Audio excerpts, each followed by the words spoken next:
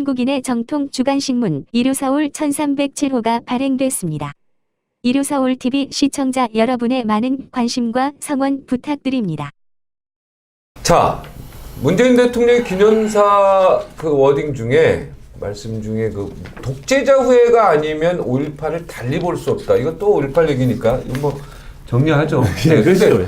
네, 독재자 후예 프레임 예. 그리고 지금 좌파 독재 프레임. 지금 제가 볼 때 이 독재라는 단어는 우리가 군사의 독재 때 사용했던 단어인데 지금 2019년에 또 사용을 하는 것 자체가 나는 굉장히 우리가 좀 대한민국의 이게 좀 시대에 맞지 않지 않나 이런 생각이 좀 들어요. 어떻습니까?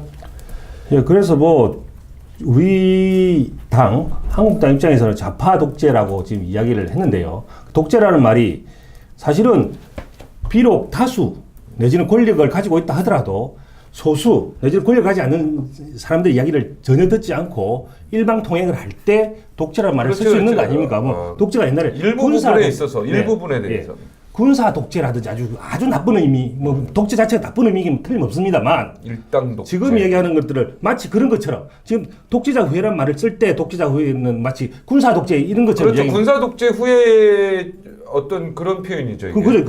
이거는 그 표현이죠. 우리는 그렇게 생각하실지는 모르겠지만 그게 아니라 혼자 하지 말고 정부에다가 혼자 하지 말고 야당 얘기도 좀 들어보라.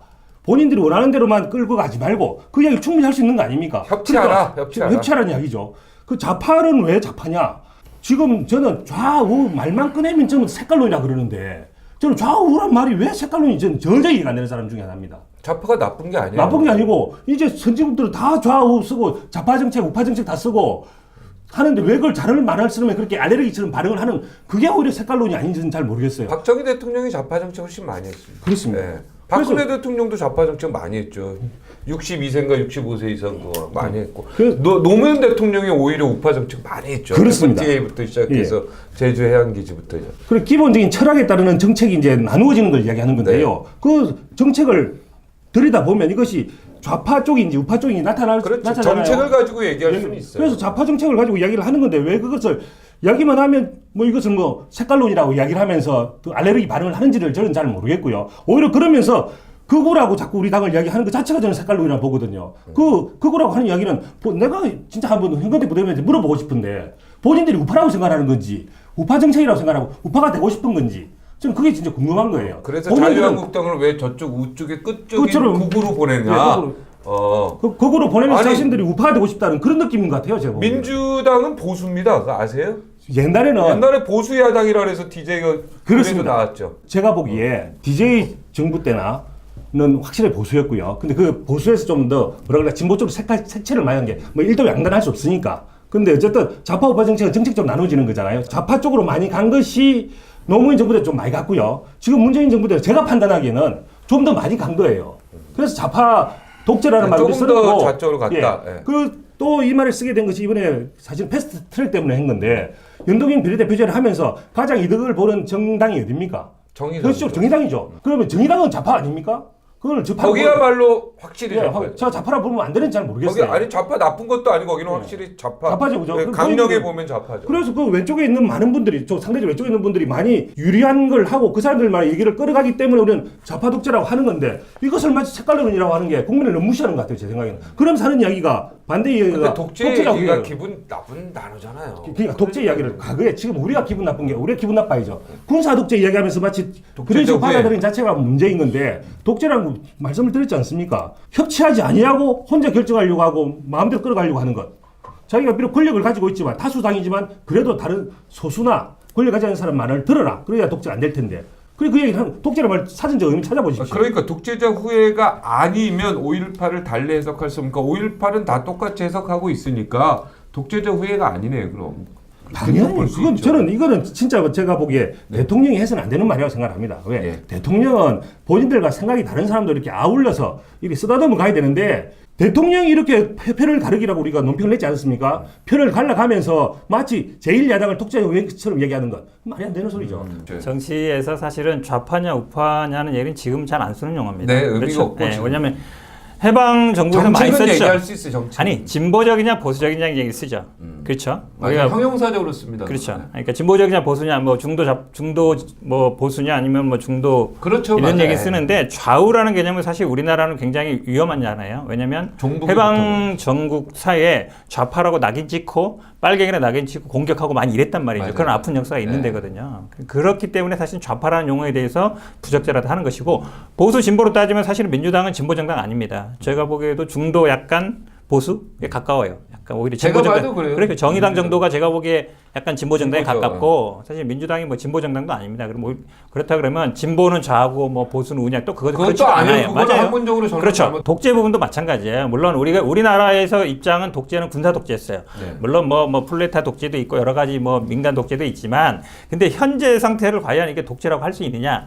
이번에 패스트트랙 같은 경우에는 사실 작년 5당이 합의한 거예요. 그다음에 나머지 한국당이 스스로 어쩌면 제가 보기에 그 협의 안 들었다고 봅니다. 이게 합의 때 되고 있던 거거든요. 그래서 뭐 손학규 대표가 뭐 단식을 뭐 중단시키기도 했다고 하지만 그래도 도장 찍었잖아요. 도장 찍었으면 그에 따르는 겁니다. 이게 민주주의예요. 그다음에 이번에 패스트트랙 절차라는 것도 국회 선진화법이 있는 거예요. 나머지 사당이 해서 한 거 아닙니까? 이런 어떤 합법적인 절차를 독재라고 하면은 의회 정치 자체를 못 하는 거죠. 그러니까 둘 다 용어가 안 맞는다고 둘 저는 다 봅니다. 안 맞는다. 그렇죠. 좌파란 말도 안 맞고 근데 독재란 제가 말도 또 안 맞고. 반발 한번 해야죠. 네. 네. 다 아니 이해하기가 패스트트랙이 되는데. 합법이라 그러는데 뭐 저는 합법인지 잘 모르겠습니다. 지금 오신환 의원이 그 권한쟁의 심판도 냈지만 과연 팩스로 사보임하는 게 그게 합법인지 잘 모르겠어요. 저는 그리고 그 국회법을 저는 어겼다고 봅니다. 저는 변호사로 판단 물론 다르게 판단하시겠지만은 저는 그런 사법부인 불법이라고 봐요. 밀붙이는 자체가 어떻게 보면 불법인 거죠. 그리고 전자에 의해서 뭐 신청하는 거 제가 봐서는 그게 뭐 있었다고 하지만 잘 안 하는 것을 갖다가 동원해서 하는 것. 이런 게 바로 협치를 무시하는 거 아닙니까? 협치하지 아니하고. 그래 독재라는 이야기를 듣는 거 아닙니까? 그런 거 대화를 통해 다 할 수 있었음에도 불구하고 안 했다는 자체 때문에 이제 패스트트랙이 문제된 거 아니에요. 그런 얘기들 하나도 하지 않고 마치 뭐 모든 게 다 합법적인 것처럼 이야기하는 그게 잘못된 겁니다. 아니 방법을 사보임을 바꾼 팩스로 거죠. 안 하면은 뭐 꼭 종이로만 내는 법이 있습니까? 그리고 지금 소송도 다 전자로 하는 세상에 아니, 국회의원을 반드시 들고 가야 돼요? 전자로도 할 수 있는 거죠. 이번에 처음입니까 전자? 아니, 전자라는 게 처음이죠. 하지만 합법적으로 그래서 인정된다는 문제가 거죠. 아니 그게 왜 문제입니까? 아니 처음 하니까 말이 나온다는 얘기야. 아, 사보임은 여기서 그것만 다 프라블럼은 그렇죠. 뭐 잘못이 이거- 있는 문제가 아니고 이거 첫 그렇게- 번째 하다 보니까 말이 나온다. 팩스로 하고 전자로 했기 때문에 사보임 문제는 이제 권한쟁의 심판 청구했어요. 네. 법적으로 한 거예요. 네네. 당내 의사결정 문제입니다. 정치적인 판단 문제예요. 그게 옳고 그름은 사실은 헌재의 결정은 저는 아마 기각이나 각하될 거라고 봐요. 왜냐하면 당내에서 이루어지는 어떤 국회에서 이루어지는 일은 가급적 사법부가 끼어들지 않습니다. 이인영 원내대표가 지금 많이 이렇게 정리하려고 하니까 지켜보고. 아니, 그러니까 5.18 이제 대통령 연설 아, 가지고 그 얘기? 지금 얘기를 하잖아요. 네. 근데 우선 대통령은 국가 수반이기도 하고 행정부 수반이기도 하죠. 그러니까 국가 수반은 사실상 그 국민 통합의 상징입니다. 그래서 다 감싸 안아요. 그렇죠. 대통령이 이제 어떤 특정 세력을 대변하거나 어떤 특정 정치 세력을 뭐 앞세우거나 이렇게 해서는 안 되는 일이죠. 그래서 사실 이제 독재자의 후예라는 단어에 이제 자유한국당이 발끈한 건데 자유한국당을 지칭한 걸로 해석할 수 있는 건지 해석할 수 있죠. 그냥 있는 건지? 상식적으로 해석할 수 이제 있죠. 그런, 예. 그런 부분이 좀 있고 왜냐면 민정당 뭐 이게 다 어떻게 보면 민자당 이쪽에 연결되는 왜냐하면 오히려 역으로 5.18 문제에 대해서 자유한국당이 저는 적극적으로 나섰어야 된다라는 생각을 오히려? 합니다. 왜냐 5.18 민주화 운동을 규정한 건 문민정부 김영삼 정부 때입니다. 그래서 국가기념일로 그때 지정이 됐고 그리고 실제로 그 김영삼 정부 이후로 5.18에 대한 그 국민적 합의나 이런 게 굉장히 많이 그 진전이 됐던 사실이거든요. 그러니까 이것을 가지고 5.18 민주화 운동에 대해서 자유한국당이 문민정부를 이어받은 그 법통을 이어받은 정당으로서 당연히 더 적극적으로 나서고 얘기를 해야 되는데 네. 마치 그것이 아닌 것처럼 이렇게 가는 그 스탠스는 좀 문제가 있다 이거 하나 하고요. 예. 저는 자유한국당이 야당으로서 열심히 싸워야 된다고 생각합니다. 그건 동의합니다. 네. 왜 야당이니까. 그렇지만 싸움의 방법을 잘 선택해야 된다. 제가 봤을 때는 이런 예를 들면 좌파 독재라는 단어, 그 다음에 장애로 나가는 거. 자유한국당을 지지하는 열렬 지지자들은 박수 치겠죠. 이른바 태극기 부대나 이런 일부 박수 칩니다. 일부 세력. 그렇지만 선거를 통해서 우리가 합법적으로 국회의원 의석도 그렇고 그 다음에 대통령도 그렇고 우리는 선거를 통해서만 바꿀 수 있는 나라잖아요. 민주주의 국가이기 때문에. 선거가 매우 중요하죠. 그렇죠. 그러려면 결국은 다수의 국민들이 지지하고 동의할 수 있는 그런 방향으로 분위기를 틀어야 되는데 어찌 되는 일인지 저는 잘 모르겠습니다만 자유한국당의 지금 당대표, 원내대표, 당대표는 밖에 나가 계시고 원내대표는 이상한 발언의 막말, 그다음에 센 발언을 해서 이번에 한센병 이런 얘기 그건 이제 대변인이 한 거죠. 김연아 대변인이 이런 얘기를 해서 결국은 열성 극렬 지지자들은 박수를 받지만 다수의 국민들로부터 스스로 고립되는 이런 게 좀 안타깝다는 측면을 제가 말씀드리고 싶어요. 그 항상 원인이 있는 건데요. 김연아 원내대변인이거든요, 정확하게. 네. 김연아 원내대변인이 뭐 이야기를 했던 것은 그 전에 이정미 대표가 사이코패스를 이야기를 했기 때문에 이거는 좀 실제로 저는 제가 뭐 함부로 그분의 마음속에는 모르겠지만 어쨌든 이정미 대표의 사이코패스 발언이 나왔기 때문에 저는 나오는 반대작용이라고 저는 생각을 합니다. 그 왜 그렇게 되냐? 이정미 대표는 왜 그럼 그 이야기 했느냐?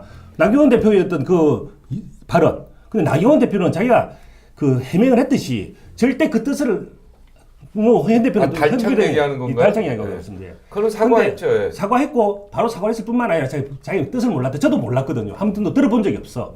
근데 거기에 대해서 마치 몰랐어요. 알고 됐을 것이다라는 이야기들이 계속 나오면서 계속 앓는 거로 만들어 가잖아요. 그렇기 때문에 그런 부분들에 대해서 이제 야당이 이제 반박을 하고 프레임을 씌우는 건다. 막말 프레임 이런 이야기 나오는 거 아닙니까? 그런 원인들이 다 있는 건데 거기에 대해서는 이야기를 하지 않고 잘라서 이야기하는 좀 문제가 있다고 봐요. 저는 지금 그러니까 민주당 집권당과 제1야당의 정치 행태는 지금 대한민국의 미래를 한 걸음도 내려갈 수 없는 무한 투쟁을 하고 있다고 생각합니다.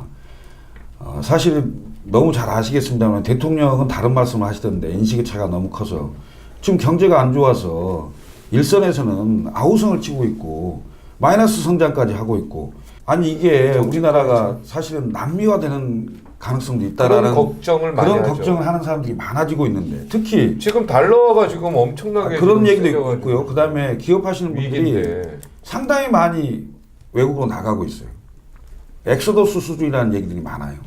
이게 지금 누구를 믿고 국민들이 있어야 되는 겁니까? 나는 정말로 제1야당과 집권당이 하는 정치 행태, 무한 투쟁, 적대적 공생, 결국은 이렇게 투쟁을 하니 양 당의 지지층이 집결하고 여론조사상으로 그렇게 나오니 청취하는 사람들이 내년 선거인데 달콤하지 않겠어요?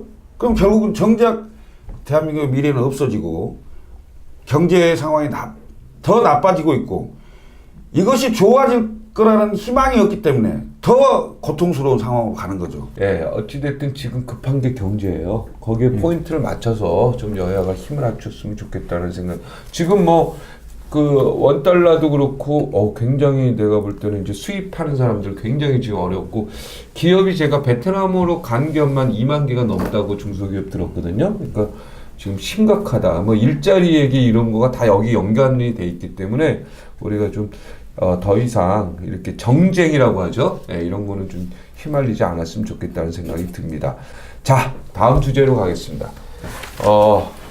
이재명 경기도지사 모두 무죄 받았습니다. 그래서 불사조, 원래 불사조는 이인재 의원의 별명이에요. 아, 그렇군요. 네, 근데 그렇군요. 이재명 의원이 불사조. 두 분이 공통점이 있군요. 네, 불사조의 이름도 비슷한데 같이 경기도지사를 했군요. 그러나요? 불사조는 경기도지사가 되는 네. 걸로. 와. 어떻게 봅니까? 직권남용, 선거법 위반 혐의 다 무죄 선고 받았고 또 그 핵심이 이제 형을 정신병원에 이렇게 보내는 그 직권남용 이거에 대한 얘기가 논란이 많은데 사실 이제 선거법은 세 개였죠. 그 대장동 개발 이익이 확정된 거냐, 그다음에 검사 사칭 문제냐, 그다음에 형을 강제로 입원시키려고 했느냐 안 했느냐, 그게 선거법 문제에 대한 세 개였고, 형 강제 입원 부분은 또 직권남용하고도 연결돼 있었어요. 근데 저 개인적으로 봤을 때는 사실은 전부 무죄는 생각 못했고요. 근데 검사 사칭이나 그 개발 이익 부분은 무죄 날 수도 있다고 봤어요. 검사 사칭은 좀 억울하다. 그러니까 누명을 썼다 이랬거든요. 내가 만약에 검사 사칭 전과가 없다. 이랬으면 100% 허위 사실이에요. 근데 나는 누명을 썼다. 억울하다 이랬거든요. 누명 썼다. 억울하다. 그러니까 그분이 직접 전화를 안 한 건 맞아요. 그 PD가 한 거죠. 그러니까 내가 어쨌든 그 옆에 있다가 같이 당했다 한마디 이런 거 얘기한 거라서 약간 평가의 문제입니다. 그러니까 약간 무죄 가능성이 있었고 대장동 개발 이익도 뭐 얼마 몇천억이 이익이 났다 이랬어요. 네. 근데 그게 사실은 실제로 날 수 있는 것들이었어요. 어찌 보면 장래에 날 수 있는 예상이다 이렇게 봐서 평가의 문제라서 저는 어쨌든 두 가지는 무죄는 날 수 있다고 봤는데 이 형 강제 입원 같은 경우에는 굉장히 이제 오래된 사건이기도 하고 증인들이 굉장히 많았어요. 그 보건소장들도 있었고 그러면 이제 당연히 그 시장에게 그 강제 입원할 권한이 있습니다. 근데 그 보건소장들은 의사 대면 진료가 없으니까 안 하겠다 자꾸 그랬거든요. 근데 그럴 때 이제 강제로 했느냐 안 했느냐 여부인데 그 부분이 제가 보기에는 아마 핵심적인 사안이었고 근데 판결문을 보니까 일단 법적인 권한이 있다. 그리고 그렇게 그 보건소장들한테 강제 입원을 시도하라. 그러니까 실제로 강제 입원 시키진 또 않았어요. 그러니까 시도하려다가 중간에 이제 경찰에 제재를 해서 막아 끝냈기 때문에 실제로 한 건 아니고 나중에 이제 뭐 부인 통해서 강제 입원 됐는데 그 시도 강제 입원 시키려고 한 게 직권남용이 되느냐. 만약에 직권남용이 되면은 또 뭐 선거법 위반도 되는 사안이었는데 아마 판사 판결문에 보면 그 의견 제시다. 강압적인 게 아니라 그러니까 이렇게 법적으로 할 수 있는데 왜 안 하냐. 이런 의견 제시한 게 아니냐 부분인데 이 부분이 제가 보기엔 항소시나 대법원에서도 이 형 강제 입원 부분이 아마 계속적으로 쟁점이 될 것 같습니다. 지금 그러니까 전부 다 모두 무죄는 본인도 생각 못했다 우리. 저도 사실은 그 앞에 두 개는 무죄 날 거라 생각했는데 이 강제 입원과 관련된 부분은 문제 있다는 얘기가 아니라 예상을 못했다는 거죠. 왜냐하면 증인이 많고 이런 거라서 네. 이거는 제가 보기에 항소심 대법원에서도 계속 아마 쟁점이 될 것 같습니다. 뭐 통계학적으로 왜 이렇게 여당 인사를 구속시키고 유죄나오기는 정말 힘듭니다. 야당 인사 너무 쉬운 것 같아요. 그거는 뭐 자유한국당이 땅이- 과거 정권을 잡았을 그렇습니다. 때도 예. 마찬가지였고. 당연히 언론이나 사부나 다 정권을 가진 사람들의 눈치를 본다 그러면 좀 언론 입장에서 아니 기분이 눈치 졸라 음. 눈치 엄청 봐요. 저는 그냥 인정해요. 아무래도 언론은 권력의 신여라고 여기가 200번 얘기했어요. 아무래도 이제 검찰도 권력의 신여고. 꼭 직권 남용을 통해서 안 받았다 하더라도 뭐 이왕이면 좋게 해석해 주려고 하는 것들이 있겠죠. 좋게 해석하면. 근데 문제는 그것이 너무 심한 거 아닌가? 그 심하다는 이야기는 오해가 될 수 있다는 거예요. 오해가 될 수 있다는 것은 야당에 대한 탄압 내지는 정부 여당에서든 모종의 다른 걸 하고 있지 않는가? 저는 잘 모르겠어요. 본 적 한 번도 없고요. 왜 통계학적으로 그렇게 나오니까?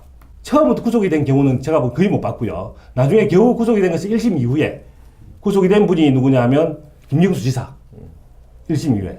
그리고 보수로 다시 나왔죠. 그때는 오히려 1심이 그 유죄 나와서 더 국민을 놀라게 했죠. 예, 예. 네. 예를 들어서 정병헌, 정무수석, 그리고 네. 뭐 안희정, 그리고 이재명, 뭐 김경수 도의사까지 전부 다 구속이 된 죄가 없어요. 네. 그리고 나중에 뭐 불구속됐다 하더라도 다 풀려난다든지. 전병헌 의원도 지금 불구속 상태. 불구속 상태에서 1심에서 유죄가 났음에도 불구하고 2심에서 지금 불구속 상태에서 예, 재판 중입니다. 알겠습니다. 그 이런 것들이 그냥 단순히 이렇게 되는 거냐. 뭐 아까 전 정부 이야기하시니까 저 정부를 그때 그랬을 것 같은데 이 정부는 전 정부가 잘못된 걸 갖다가 바꾸자고 된 네. 정부 아니에요. 예, 똑같이 예. 나오는 알겠습니다. 똑같이 이야기하겠다는 네, 거 네. 똑같이 하겠다는 거 알겠습니다. 아닙니까? 그게 맞는 건지 잘 모르겠어요. 예. 지금 만약에 공범에는 검찰이 나는 뭐 있어요. 권력의 신이라 그러면 기소 자체를 안 했겠죠. 사실 그게 맞잖아요. 근데 지금 말씀처럼 김경수 같은 경우야 당연히 이제 특검으로 한 거지만 전병헌이나 아니면 다른 분들은 원칙대로 한 거예요. 제가 보기엔 이전 정부와 좀 다른 게 그런 거라고 봅니다. 그러니까 지금 말씀처럼 이게 법원의 판단은 이제 사법부의 판단이에요. 그 법원의 판단을 만약에 이게 뭐 정권에 따라 가지고 다르게 볼 수 있느냐 그렇게 보면 사실은 이게 깨지는 거예요. 상권분립 근데 자체가. 전병헌 의원도 나도 황당하다 이렇게 얘기 나오는 거 아니에요? 그렇죠. 그러니까 오히려 이 정권에 내가 찍혀가지고 이렇게 됐다라고 오히려 항변하는 상황이라서 이것도 내가 볼 때는 나중에 또 논란의 여지가 있어요. 아니 사법농단이 있었다고 전 정권에. 네. 그래서 그 대법원장을 비롯한 그 판사들이 지금 저 기소가 된 사람도 있고 수사도 다 받고 했잖아요. 100명 그런데 이상 소환된 지금 법적인 상황은 두 변호사가 있어 너무 잘 알겠지만 국민들이 보기에 국민 정서라는 게 있죠. 정권 잡은 자들은 구속이나 이런 게 안 되고 정권으로부터 벗어난 야당 인사라든지 뭐 이런 사람들은 구속이 되는 바로 되죠. 이런 거에 대한 그 불평등 그다음에 형평성이 없는 이런 것은 문제를 지적 안 할 수가 없어요. 왜냐? 사실 국회의원직이 날아간 그 사람들을 많이 보면 20대만 해도 문재인 정부가 들어서서 집권한 이후에 민주당 인사는 한 명도 의원직을 잃은 적이 없어요. 나머지 야당 인사들은 의원직을 많이 잃었죠. 일제시대 때도 이런 점들이 네, 독립운동하고 조금만 해도 다 잡아갔죠, 그죠? 네, 근데 이런 점들이 그렇게 할 게 아니고요. 다 지금 잡아가지고 사실은 다 오늘도 안 잡아가지고 국회에서 잘못 있었는데 김성태 전 원내대표가 사실은 이 KT 취업 문제로 네, 하는 문제 그것도 있어요. 어떻게 보면 근데 조사도 지금 안 하고 너무 좀 있어요. 심하죠. 아니 네. 조사도 안 하고 있다고. 그다음에 지금 강원랜드에서 재판받는 분들 구속된 분 아무도 없어요. 김성태 의원 김진태 같은 경우는 의원이나 이런 어떻게 보면 분들도 자유한국당 의원이라서 좀 많이 그 국민들이 볼 때 그냥 객관적으로 볼 조사도 때 안 하고 있다니까요. 지금. 아 조사 안 하고 있습니까? 그렇죠. 근데 막 언론에 엄청 큰 그러니까 근데 왜 지금 조사를 안 하는 여당 거지? 야당을 구분해서 뭐 수사를 하고 안 하고 이거는 그건 아니라는 이러면은 말씀이죠. 자꾸 이렇게 오해를 그렇죠. 불러일으키니까 우리가 네. 우리 강원랜드 사건도 사실은 지금 구속된 분들이 없어요 국회의원 중에. 근데 다른 자꾸 언론에 다른 이렇게 되니까 다른 분들의 구속이 많이 됐잖아요. 누구예요, 누구? 저들이 적절하게 누구? 과거의 정부에서도 최근 다 거의 다 구속됐잖아요. 됐죠. 아니 그게 현재 바뀌어요. 지금 아니, 야당 의사들 말씀드리는 게 야당 국회의원이나 야당 분들을 말씀드리는 거예요. 내가 국회의원 다 구속된 사람이 한두 명입니까? 누구요, 지금? 누구? 최경환 그때가 전부 다. 그저 뇌물죄 아닙니까? 어쨌든 뇌물죄는 아닙니까 지금? 구속된 사람이 많아요. 그리고 언제 이런 사람도 있고. 물타기 하는 건 좋은데 제가 물타기 하는데 그래도 안 돼. 기본적으로 통계가 그리 나오는 걸 갖다가 부담. 아니, 근데 알았어, 이거 아니, 넘어가고 네. 자, 이거에 대해서 막 하면 또 머리가 어지럽고 나중에 다음 주에 구속된 명단자 갖고 와서 한번 그렇게 합시다. 하시죠. 자, 예, 예. 강신명 경찰청장 구속. 나 이거는 좀 아닌 것 같다는 생각이 드는데. 그냥 개인적으로 이거는 어떻게 보면 그때 경찰청장으로서 청와대가 시키는 거 안 하는 것도 항명이고 어떻게 보면 이거 특히 이분이 한 말 중에 우리는 정보를 생산만 할 뿐이다. 절대 정보를 활용하지는 않는다. 이 표현했는데 이게 사실은 경찰과 정보원, 국가정보원이 딱 하는 일이 그거잖아요. 근데 그렇죠. 그걸 네. 해가지고 이분이 또 직접 한 것도 아니고 어떻게 보면은 내가 볼 때 간접적으로 조금 지시는 받은 것 같은데 밑에서 이제 움직인 건데 이 구속이 이게 맞는 거 이게 헷갈려요. 네, 이건 좀 강신명 전 청장이 네. 이제 정보 이분 라인이 굉장히 내가 아는데 깨끗한 분이거든. 정보 라인이에요. 쭉 정복 쪽 일을 네, 해오신 알아요. 분이에요. 네, 정복 쪽 맞습니다. 일을 해오신 분이고 현재 이제 검경 수사권에서 검찰 쪽이 요구하는 것 중에 여러 개 중에 하나가 경찰이 비대해진다. 그 중에 하나로 드는 게 이제 정보 우리 경찰이 전국에 한 3,000명 정도 되는데 그분들이 좀 통제돼야 된다. 어찌 보면 이제 명분이 좋은 거죠. 지금 이 딱 사건에 걸리는 지금은 거니까. 그 명분은 좋지만 과연 그러니까. 강신명 청장의 구속이 맞느냐 합당하냐 요 얘기에 대해서 좀 솔직히 근데 말해서 결국은 인간적으로 얘기해 보세요. 저는 개인적인 친밀감은 없는데 사실은 정보 중에 제일 핵심 엑기스 정보가 정치 정보거든요. 네. 단순히 이제 현황만 보고했는지 아니면 어느 정도 개입을 했는지 문제라서 결국은 정보 경찰이 정치에 어느 정도 개입할 수 있느냐 이 부분에서 제가 보기엔 딱 근데 걸린 것 같아요. 어느 정부에 어떤 경찰 정보에서 이번에는 누가 어느 쪽 유리합니다 이런 거 안 한 정부가 있었을까요? 저도 청와대 6년이나 있었지만 이거 조사하면서 사실은 경찰은 그 현 정부의 경찰은 어쩌면 현 정부의 일을 하잖아요 어찌됐든. 그 부분에 걸린 것 같아요. 그러니까 예전에 이제 진박 간별사 논란이 있으면서 결국 청와대에도 주도해서 뭐 진박이냐 아니냐 이제 여론조사도 하고 네. 이럴 때 제가 보기엔 약간 관여된 게 아닌가. 아니, 어찌 보면 그러니까 여당 내에서도 네, 예. 선거 때는 또 경찰이 그런 정보 또 얻는 게 경찰이 또 해야 할 일이에요. 예. 어떻게 보면 여기는 민주당이 굉장히 분위기가 좋습니다라든가 이런. 아니 근데 이거 가지고 근데 그 부분이 제가 분위기도 보기에는 많이 결국은 이제 저도 이제 활용했으면 잘못된 거예요. 그렇죠. 무슨 말인지 알겠죠. 그렇죠. 근데 예. 단순 정보였다면 이건 구속감은 아니다라는 얘기죠. 근데 사실은 이제 전국에 이제 정보 경찰 한 3,000명 되는데 그분들이 사실 매일매일 페이퍼를 작성하잖아요. 네, 합니다. 그분이 대부분 이제 정치인 동향을 합니다. 지금까지 관행상 그렇게 되어 왔어요. 그리고 그게 쭉 모여가지고 청와대로 올라가는 거예요. 엑기스만. 근데 그게 과연 올바른가? 저는 사실은 경찰이 어떤 정치와 관련된 정보를 취합하는 게 저는 안 맞다고 봐요. 자 그러면은 범죄 문재인 정보라든지. 정부 들어서 2년 동안 대한민국 경찰 정보과 형사들이 정치 쪽 관련해서 하나도 안 올렸을까요? 아, 올렸다고 봅니다. 당연히 그렇죠. 올렸죠. 근데 이제 오히려 더 커졌죠. 네. 왜냐하면 국정원 국내 정보 파트, 그게 국정원이 뭐 언론사라든지 아니면 뭐 대학이라든지 네. 뭐 기관의 뭐 시청 작아졌죠. 아예 거의 없어져 버렸죠. 네. 그러다 보니까 이제 인사 검증 이럴 때다 아마 경찰 쪽을 많이 했을 것 같은데. 많이 정보가 넘어갔잖아요. 그렇죠. 네. 사실상. 근데 이거를 어떻게 할 거냐가 저는 지금 중요한 기로에 있다고 봐요. 예, 그런 측면에서 저는 강신명 청장의 구속은 너무한 거 아니냐라는 국민의 한 사람으로서 제가 한마디만 하겠습니다. 그래서 사실은 이제 강신명 경찰청장 구속 관련해서 결국은 검찰이 왜 이 시기에 민감한 이 시기에 영장을 청구했는가? 결국은 경찰 길들이기 아닌가 이런 이야기 있는 거 아닙니까? 아, 근데 이건 검찰의 얘기다. 정부의 예. 얘기가 아니요. 그래서 검찰은 또 그런 측면이 있을 것이고, 이건 물론 시기적으로 봐서 경찰이 송치한 사건을 적정한 시기에 뭐 청구한 거다라는 항변도 저는 가능하다 봅니다. 근데 어쨌든 뭐 아까 미필적고의도 이야기하지만, 그런데 굳이 뭐 적정한 시기에 적정한 때가 돼서 그걸 회피하지 않냐고 한 것 자체로 보면 또 미묘한 시기에 한 건 맞는 것 같고요. 그 다음에 또 지적하지 않을 수 없는 것은, 사실은 법원에서 영장을 발부할 때 강신명 총장한테는 발부됐는데 이철성 총장이나 나머지 분들한테는 또 발부가 안 되거든요. 안 됐어요. 그건 또 어떻게 보냐면은 결국 또 통계가 나오는 겁니다. 이철성 청장은 그다음 과거 정부에 차장이었어요. 그 과거에 임명은 됐지만 네. 현 정부가 있었던 청장이고, 예, 강신명 청장은 과거 정부에 치안비서관인가요? 어떤 청와대 계속 근무하면서 이렇게 됐던 분이란 말입니다. 물론 그렇기 때문에 더 많이 관여됐을 수 있다고 저는 보고는 있지만, 어쨌든 결과론적으로 왜 과거 정부 사람들만 구속이 되는가, 현 정부 사람들은 구속이 안 되는가라는 논리가 계속적으로 이루어지고 있는 거죠. 공무원이 안 움직인다라는 얘기를 우리 김수현 정책실장하고 이인영 원내대표가 마이크가 꺼진 걸 모르고 그것도 잘못된 얘기죠. 얘기를 네. 한 거잖아요. 그건 잘못됐습니다. 자, 공무원이 안 움직일 수밖에 없죠. 전임 정권의 공무원들이 다 구속되고 이런 상황이 된 되면, 사람이 많았죠. 그러면 현 정권이 모르겠습니다. 이해찬 대표처럼 한 20년 또는 100년을 집권하면 잘 움직이겠죠.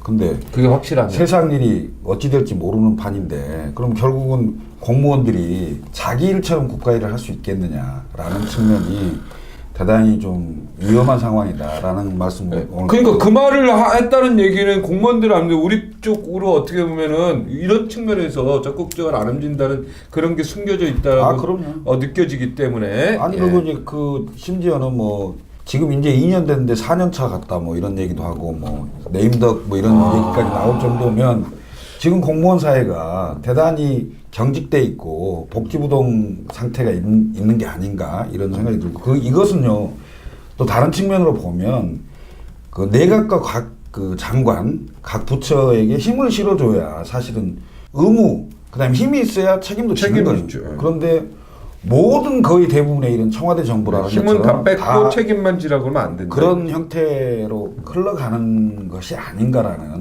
네. 짧게 한마디만. 예, 30초 짧게, 드리겠습니다. 30초. 강신명 부속 같은 경우에는요, 사실은 뭐 정부 여당에서 조정한다기보다는 검경 갈등이 더 크다고 봅니다. 왜냐면 사실은 그렇죠. 그런 왜냐면 측면에서 봐야 된다. 작년에 이제 법무부하고 행자부가 합의했어요. 이 수사권 조정에서. 네. 그럼에도 불구하고 검찰이 그거에 대해 지금 반발하고 있거든요. 그러니까 그런 측면이 강한 것이지 이거를 뭐 정치 보복이다 이거는 네, 저는 아니라고 알겠습니다. 봅니다. 다음 주 요 얘기를 조금 더 문무일 총장 얘기부터 해서 다시 오늘 분위기 괜찮은데요? 네, 오늘 분위기 괜찮아요. 저 두 분한테 출연료를 확실히 줘. 이분 변호사들이 그래서 금액까지 좋아하니까 얘기를 주시죠. 네, 좋아하니까. 나중에 받으면 알지. 요거 끝나고 네. 하여튼 저기 자주 모시도록. 자, 오늘 뜨거운 각 당의 대변인이나 부대변인 하셨던 분들하고 오늘 같이 이야기를 나눴는데 우리 시청자 여러분 어떻게 보셨는지 모르겠습니다. 하여튼 우리가 좀 정쟁에 휘말리는 이 대한민국의 이 정치 상황에 대해서 국민이 이 다음 선거를 통해서 좀 호되게 좀 야단 좀 쳐줬으면 하는 바람이고, 좀 경제 좀 집중해서 여야가 협치했으면 좋겠습니다. 저희 주간 박종기는 여기서 마치겠습니다. 고맙습니다.